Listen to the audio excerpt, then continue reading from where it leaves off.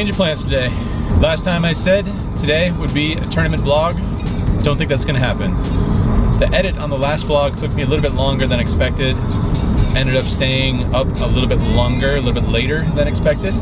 Colossus starts at like 10 a.m. the first flight. And I don't think I want to play the 4 p.m. flight. I want to try and keep my tournaments in the morning. So I think the plan today is go play cash. And there should not be any lack of games today. This should be the busiest weekend for cash games, for poker, in the entire calendar year.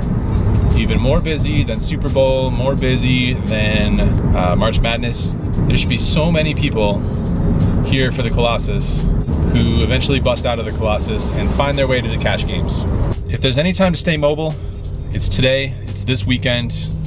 There should be lots of options all over the city, all up and down the strip.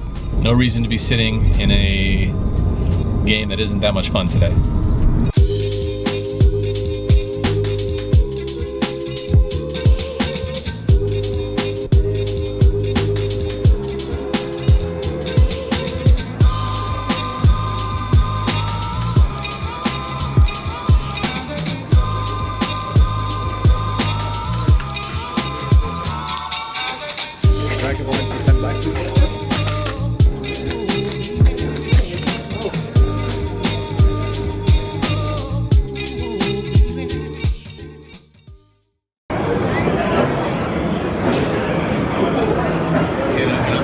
Alright, just wrapping it up here at the Bellagio. A couple hands to go over, but I'm gonna switch it up. I'm gonna go check out another property somewhere. I'm gonna switch it up a little bit.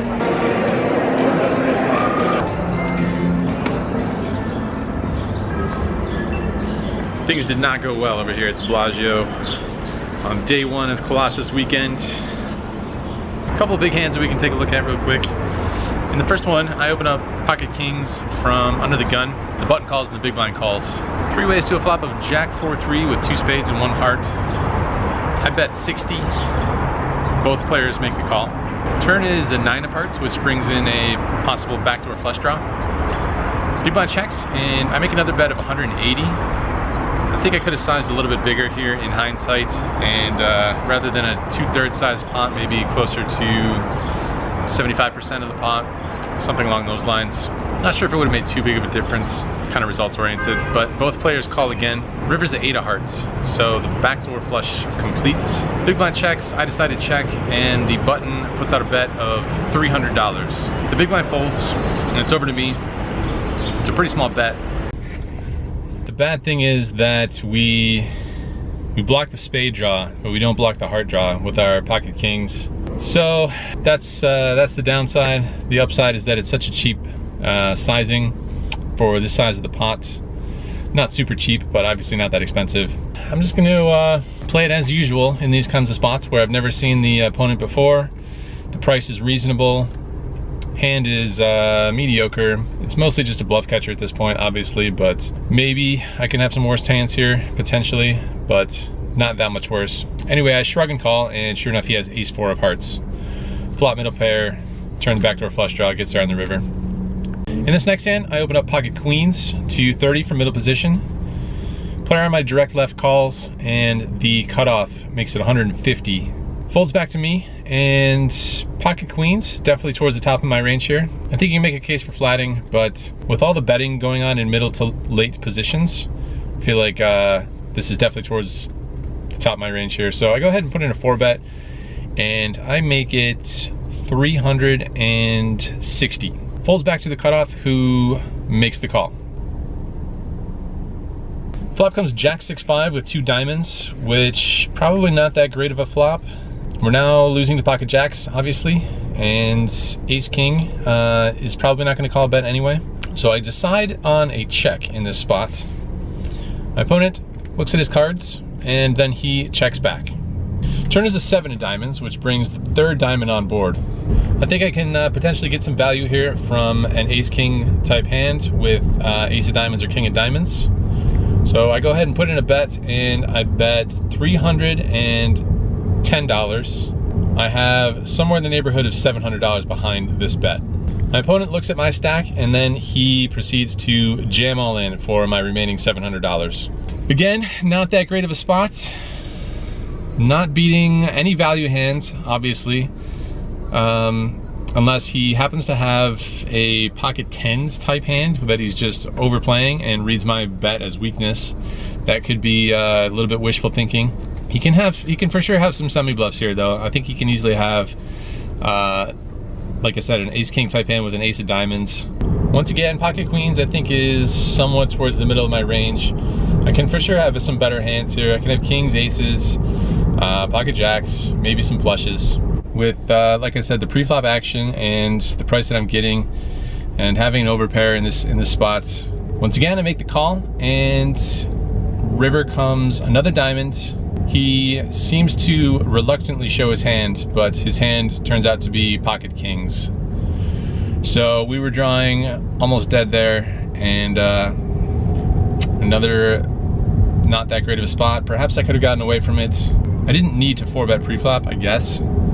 But that just seems a little bit on the weak side, but I don't know. I guess they just show up with it pretty regularly. The 5-10 game at the Bellagio. So, since things weren't really working out that well for me at the Bellagio, the game was definitely not anything special by any means. There was a decent number of games, but I just felt like I needed a change of scenery, so racked it up, down approximately $3,000. The day is still early. It is currently 20 after 5 in the PM. So I'm gonna go over to the old Wynn poker room, get that change of scenery, just switch it up. I'll probably hop in the 5-10 and try and get a sense of how that game is playing, see what that lineup is like. Back to the grind.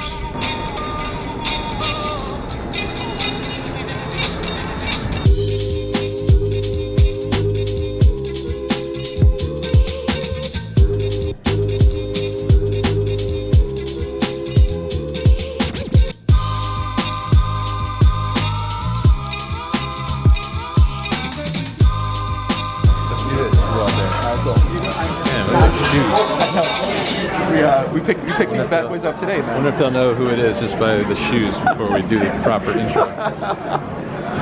That's funny. Look at this guy. What's going on, everybody? If you're wondering whose shoes those were, now you know. We got some new shoes today, and oh, you bought those today? We bought these today. Yeah, we went to the store, bought some new shoes today for Vegas. It's a special time out here. World Series of Poker. Like those aren't like early WSOP winnings. Those shoes. No, this is early losing money at the Wynn Casino tonight with my friends, unfortunately. So that's what happened. Not going quite. Yeah, it's not going quite well. You're in the 1-2-5. Great game, as you might say. Yeah, my friend Mike Vacanti, he might know if they watch the Jamie Staples video blogs, they'll know him. Mike was recently in those, training him. So he came in town, we played some PLO, he wanted to play. He's not good at all, and he ended up beating me out of 2 pots, of course. So that's what's great about PLO, anyone can win, and it's a fun game, it's a great game. When you sit at a 1-2-5 table on a night such as this, are you like really trying your best to win, or are you just kind of I think I played almost every hand, yeah. I'm drinking some margaritas, I'm playing some, I don't know, I'm out of line. I'm not playing GTO as I might like to think I might be playing, so. You're playing almost every hand? I was playing a lot of hands, yeah. For anybody who happens to not know, Joey has the best podcast in poker, really in-depth. What's like the average length of your interview? Well, you don't call them interviews. They're not interviews. They're conversations. With some of the best, the top poker players in the world. What's like the average length of your? Probably like 2 hours for sure. Yeah, I mean definitely. 2 hours. So. Can I get in? Of course you can get in. Why would you not be able to get in, man? You're Let's in. go. Now we're Yes, we from fucking Surrender Beach Club. Let's get it. We're popping in Las Vegas. Awesome. World Series of Poker happening. I love Vegas, man. Vegas is a great place, Andrew. My God, how do you do it? How do you live out here, man?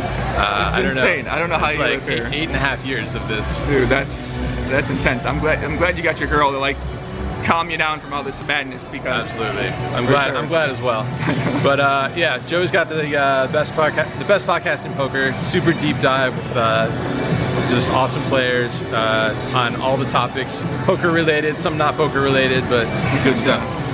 So are you going to be recording podcasts while you're here? Yeah, definitely. I'll do a couple podcasts. I think we'll probably try to do 2 a week. Because usually I come out here, I get out of line, I'm drinking, I'm going out late with friends. We put out vlogs every day, you gotta compete. You got everybody else doing it now these days. I know, like, but it's not really a competition, you know? I agree. You sample some of this, you get some of that. I'm the same way. When people say like, are you competing with other podcasts? I go, not really. I mean, I think it's all good for the space. I think they all bring different things to the table. And by the way, I love when you play PLO also. Because I got to go over some PLO hands that you played. I was excited about that. I was like, man, this is fun. So you got to correct all of my... No, man, it ain't even like that. I mean, I think I make these videos just to more talk about the hands or talk about the action. People in the comments, they love it. You were very nice to me. You were very nice. I don't know. It's like you're playing Neeme and Hold'em. You're not like a professional Omaha player. You love the game. You want to learn the game. I think people are too fucking mean on you. Obviously, you've seen the comments. You know how they get sometimes. So absolutely. And everyone pretends they have the right answer for everything. It's just a game. It's just a game, you guys. It's just a game. I agree. Like I said, that's how you get better. Is you put yourself out there. You find out, okay, I'm doing this. I might be doing that better, and then you get better at it. So. Yeah, so anyway, no daily content for me. Maybe, I mean, every other day would be great if I could keep that up. Yeah. So a mix of that, grinding, as Joey would say, getting out of line here and there. Are you? No way. What are you doing? From time to time. No, probably not as often as you. What are you doing? Nothing. Nothing. Oh my God. Nothing too crazy. You should have told me that. Well, you said margaritas, getting out of line. I mean, I can get down with that. Yeah, that's true. That's true. That's true. Any collabs? Any collabs in the work? You want to record with anybody out here? There's nothing lined up. I mean, I really like spontaneous stuff like this. I mean, the World Series kind of lends itself to that sort of thing, just because everyone's here in one spot, like you said. Right. It's currently what 2:30 in the morning.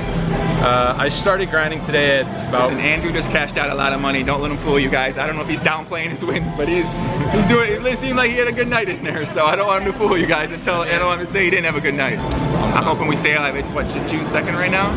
Yeah. Wow, we got a long time to go. Any other parting words for the vlog? I don't know, man. I'm just excited for the summer. Kind of see what happens out there with everyone doing a bunch of YouTube stuff, and I'm excited to see people. Honestly, everyone's here. Like, I mean, I'm playing the way I see. I'm like, look over, I see Andrew. I'm like, oh my God, what's Andrew doing? Right? I mean, it's just. I think it's really cool. It's the best thing about coming here. It is kind of weird. It is weird seeing you here in person grinding at the 125 table. I'm used to seeing you in your little studio in the Chicago area. Busto, man. I don't know what my life's come to the 1-2 at the Wynn on a Friday night here, man. I mean, no shame.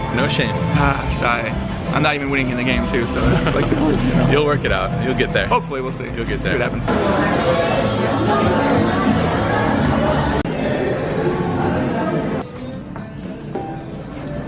All right, wrapping up the session, wrapping up the day. Just gonna cruise over here to the car, maybe head up to the roof, go over some hands real quick, and then call it a day.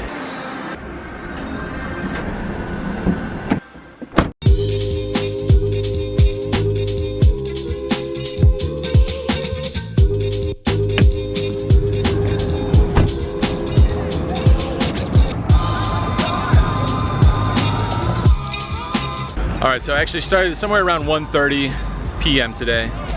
Wrapped up at 2 a.m., 2:30 a.m., whatever, 12-hour session easily. As you know, started off very poorly at Bellagio. Came over here to the Wynn, sat the 510 right away. The game looked okay at first, kind of average, I would say. Shortly after that, it looked not so good whatsoever. However, there was a list for the 10-25 game, and I knew that they were trying to start that, and some of the players that were in my game were 10-25 players, and I knew as soon as that game was going to go, some of the players that were in my game would depart my game, go to the 10-25, get that started, and my game would fill up with some other players. So that's eventually what happened, and my game ended up being a lot better, and as the night went on, it got a lot better. Pretty fun game. Exactly the kind of game I was looking for, Colossus weekend. So, let's get into these hands. So in this first hand, we are 7-handed, and I look down at Jack 9 of spades from under the gun. Normally it might be a little bit too loose from a full ring table, but with 7-handed, a 7-handed situation, I think it's fine. Obviously towards the bottom of my range from under the gun, but I don't think it's that terrible. So I make it 30 to go. There's a late position call, and the big blind calls. 3 ways to a flop, 8-7-5, 2 hearts, and 1 spade. So we flop a double gutter. Big blind checks, and I just decide to check it I think you can certainly make a case for betting. We have decent equity and no showdown value, and we can barrel some other turn and rivers. But I just decided to check it because I don't want to face a raise and then have to fold on various turns. The late position player checks as well. Still 3 ways to a turn card, which is a total brick. This time the big blind leads out for about a pot-sized bet. Not exactly an ideal situation, but we still have a 2-way straight draw plus 2 overcards. Really one good one, I would say. So I go ahead and make the call, and the other player folds. So heads up to a river. River's a favorable one. Offsuit 10. So we just end up with the nuts on the river. The big blind leads out for $200, and I decide on a raise size of $620. I think I could be somewhat balanced here with some missed flush draws, and I assume that's what he's thinking about when he goes into the tank for quite some time before deciding on a call, which means we're scooping this one. I go ahead and show, and he mucks. In this next hand, the under the gun +1 player opens for 30. The button puts in a small 3-bet to $80. I look down at Ace King of Hearts in the big blind. I decided on a flat call because the initial raise came from very early position, and if I 4-bet and get 5-bet, I don't think it's that great of a spot. Since we're suited, I think I'm pretty happy to take this hand post-flop. Playability seems very high, so I just go ahead and flat call. The initial raiser, he puts in a 4-bet. Makes it $330 to go. The button, the 3-better, folds very quickly, and it's back on us. He's got about maybe somewhere between 1,000 and 1,400, I think.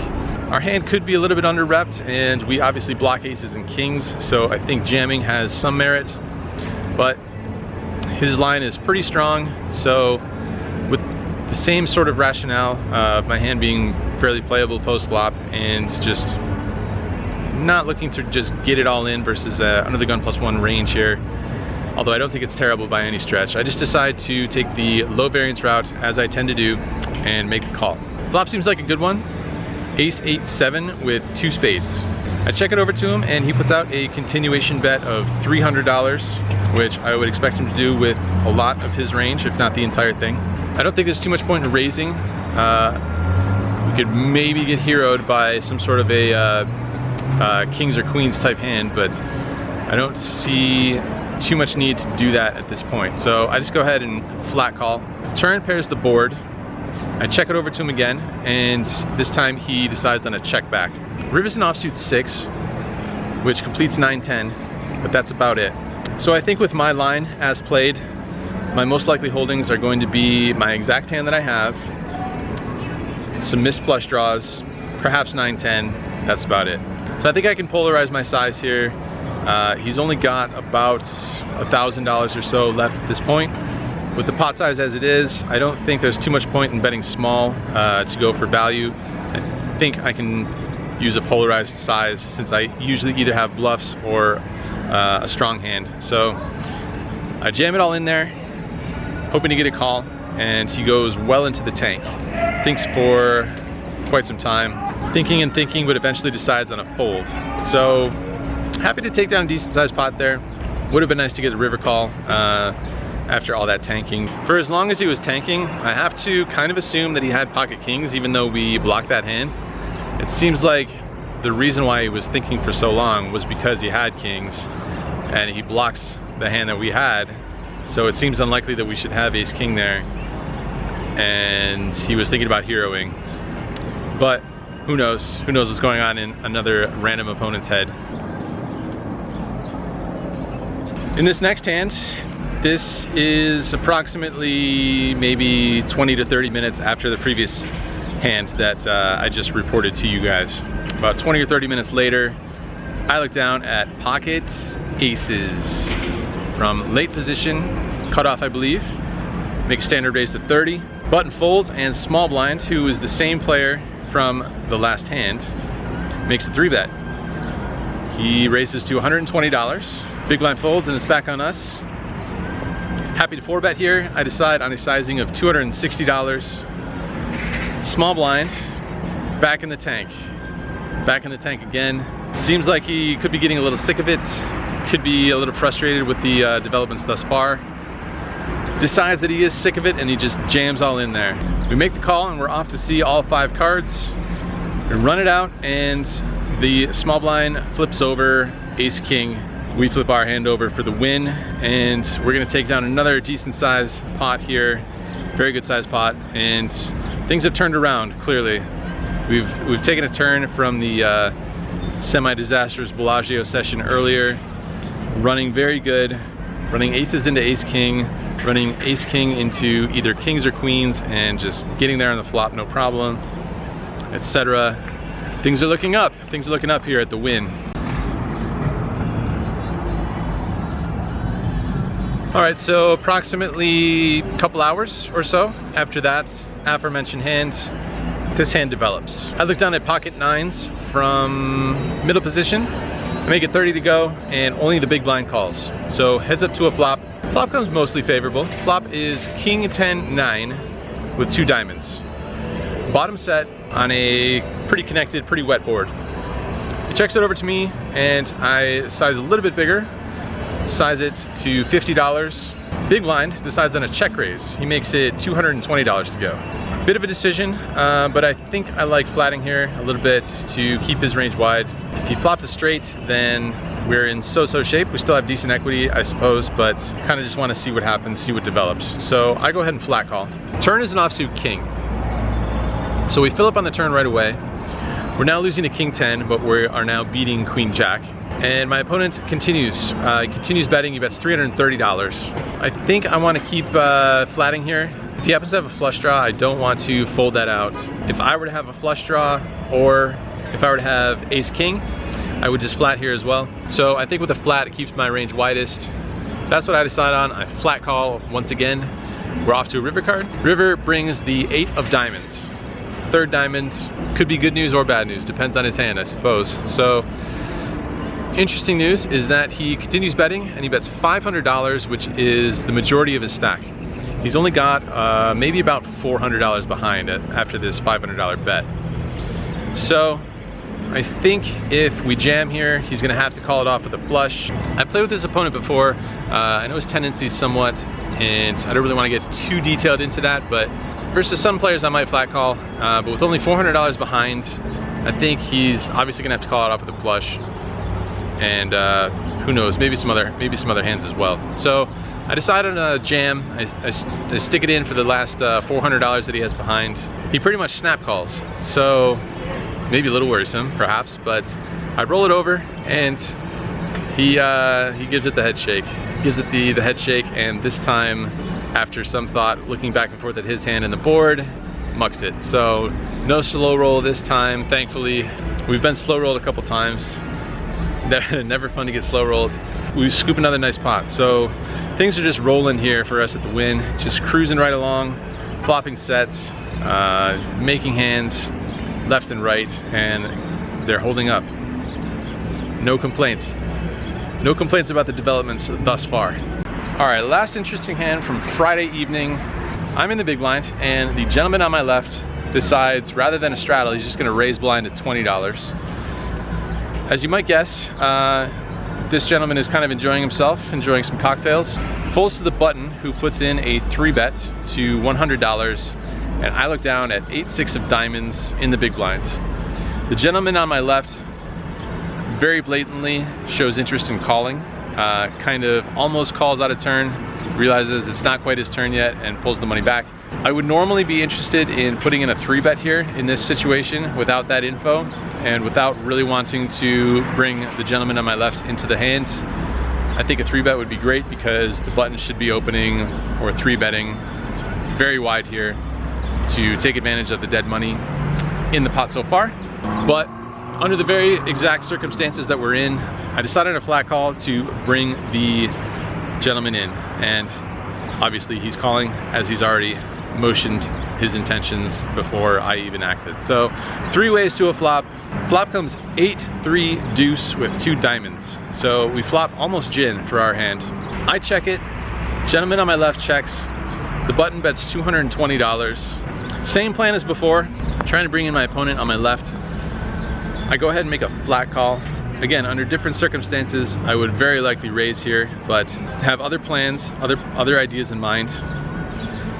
So after I put in a flat call, my opponent to my immediate left grabs a handful of black chips and plops them down over the line, somewhere in the neighborhood of about $1,000. Big blind folds immediately, and it's back to us. My opponent has maybe $500 or so beyond this 1K handful bet. The situation is about as perfect as it gets. We flop almost gin with our 8-6 of diamonds. Pair plus flush draw is always going to be in good shape against any hand. We have good equity against anything, even a set. We prefer not to be up against a set, but even still, we're going to be in okay shape. So I go ahead and jam it all in there for about 1,500 effective. Obviously, my opponent is not going anywhere. He's happy to gamble, and the board runs out offsuit king, offsuit 4. So we don't improve, but before I can even flip my hand over or announce my hand, my opponent says just a 3. So I go ahead and show my hands with my pair of 8s. My opponent shows queen 3 offsuit for a flopped middle pair. That does not improve. Pretty favorable flop. Turns out we did not need any sort of favorable turn or river card to assist. Action. Welcome to the World Series of Poker, first weekend, Friday nights at the Wynn, 1 in the morning or so. Yeah.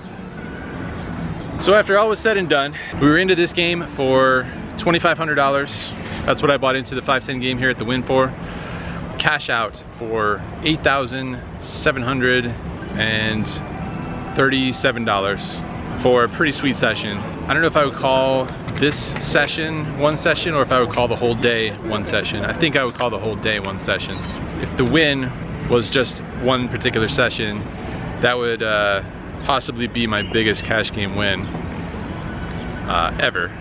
But since we lost $3,000 at the Bellagio, we win $6,237 here at the 5-10 game at the Wynn. So we end up with a total profit of $3,237, which, if you had asked me what I'd be happy with winning here at the Wynn, if I said I could have halved my loss from the Bellagio, I would have been pretty happy with that one.